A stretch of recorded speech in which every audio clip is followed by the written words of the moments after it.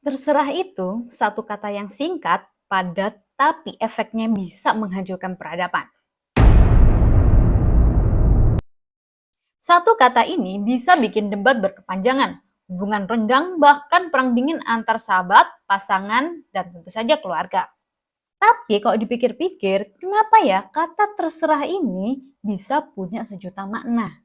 Kenapa kita bilang terserah, tapi kalau keputusan yang diambil malah berkebalikan? Apakah ini sifat dasar manusia atau ya hasil budaya kita sendiri?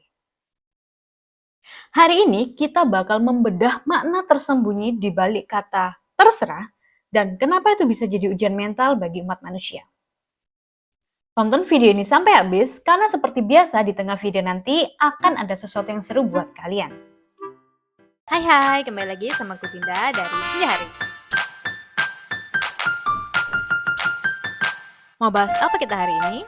Kalau kata Kamus KBBI, terserah itu mempercayakan hal pada orang lain atau sebuah kata untuk menunjukkan ketidakpedulian.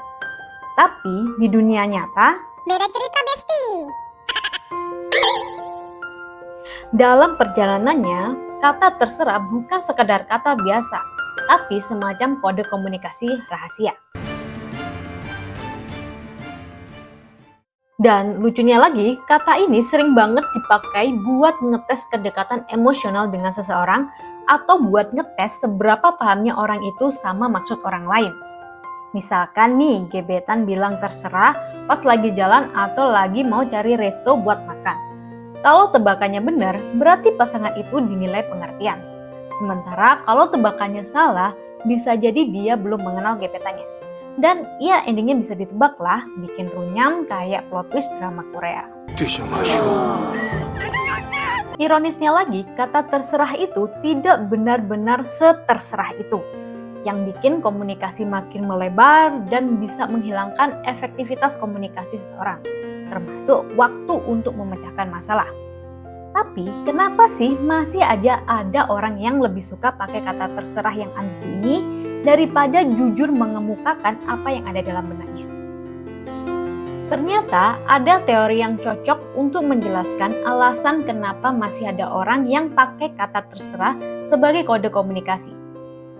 Oh iya, sekedar mengingatkan nih, kalian bisa akses berbagai informasi seputar humaniora, isu sosial, dan pendidikan di halaman website senjahari.com dengan gaya bahasa Senjahari yang santuy. Ini dia teori high context and low context cultures dari Edward G. Hall. High context culture itu maksudnya ada gaya komunikasi yang disampaikan secara implisit atau tidak langsung, seperti pakai bahasa basi, mimik wajah, atau gestur tubuh.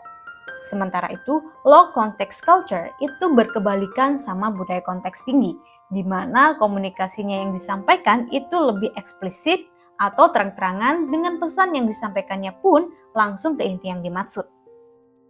Di Indonesia masih banyak orang yang menggunakan pola komunikasi high context culture ini, yang menekankan komunikasi implisit penuh kode-kode halus. Misalkan pakai sindiran atau semacam kata terserah ini. Kenapa bisa gitu? Kita tahu dong ya kalau lingkungan sosial di Indonesia itu masih menjunjung tinggi harmoni sosial, di mana akan ada persepsi kalau orang yang bicara blak-blakan meskipun itu benar akan dianggap kasar. Lalu juga ada kalau banyak menolak orang itu dianggap tukang protes.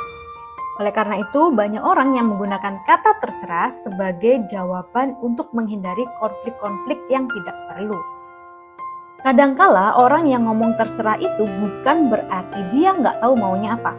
Bisa jadi dia mau sesuatu, tapi mereka lebih memilih untuk nggak terlalu mendominasi keputusan.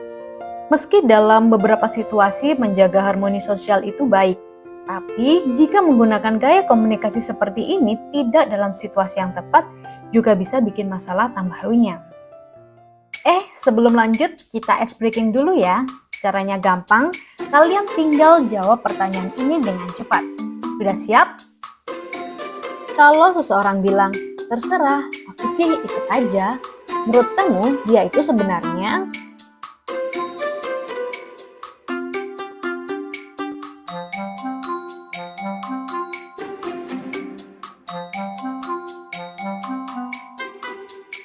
Setiap jawaban A, B, C, dan D memiliki masing-masing konteksnya. Kalau kalian udah ngerasa yakin dengan jawabannya, silakan ketik aja di kolom komentar. Analisis atau jawaban dari kuis ini akan diberikan pada next episode Chit Chat Overthink.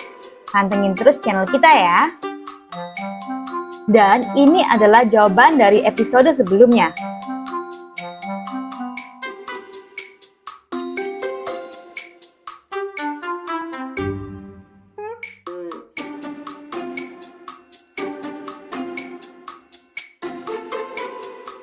Apakah dari jawaban-jawaban ini sudah menunjukkan sisi pribadi kalian? Apapun pilihan jawaban dari kalian, semoga kalian tetap menjadi pribadi yang baik dimanapun. Oke, back lagi.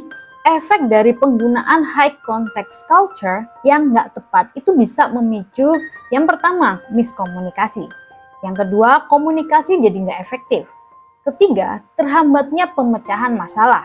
Dan yang keempat, ini adalah kasus yang jarang kita sadari tapi sering terjadi, yaitu ketidakmampuan kita dalam memberi dan menerima kritik yang membangun pada orang lain. Karena ya terbiasa mengemas kata-kata dengan kode-kode tertentu sehingga apa yang mau kita sampaikan jadi kurang efektif. Lalu gimana caranya buat menghindari jebakan Batman kata terserah ini? Ini dia strategi bertahan hidup menghadapi kata terserah. Yang pertama, jangan terjebak di perangkap kata terserah. Kalau seseorang bilang terserah, jangan langsung percaya. Pastikan dulu moodnya, lalu lihat ekspresinya. Kalau dia kelihatan lesu, mungkin dia beneran gak punya preferensi. Tapi kalau dia kelihatan ragu-ragu, itu kode buat kamu menebak apa yang dia mau. Lalu strategi kedua, balik bertanya dengan spesifik. Jangan cuma berhenti di pertanyaan awal, semisal mau makan apa, dan mengiyakan kata terserah tadi. Coba beri pertanyaan lanjutan, semisal lagi pengen yang berkuah atau goreng. Atau kalau kalian lagi mau nonton film, bisa nanya nih ke lawan bicara, mau nonton film romansa kah, horor kah, atau yang lainnya. Dengan gitu, lawan bicara bakal lebih mendapatkan gambaran dalam menentukan pilihannya. Strategi ketiga, berani untuk berkata tegas. Tegas di sini bukan berarti marah-marah ya.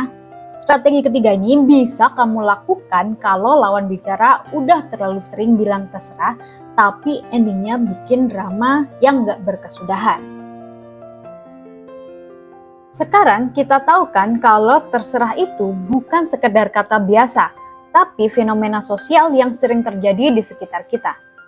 Ada orang yang bilang terserah karena benar-benar stuck, gak peduli atau gak ada pilihan lain. Ada juga orang yang bilang terserah tapi enggan bilang sesuatu karena jaim atau ingin lawan bicaranya jadi dukun. Jadi, hati-hati dengan kata ini. Jangan sampai kamu terjebak atau menjebak orang lain di labirin tanpa ujung.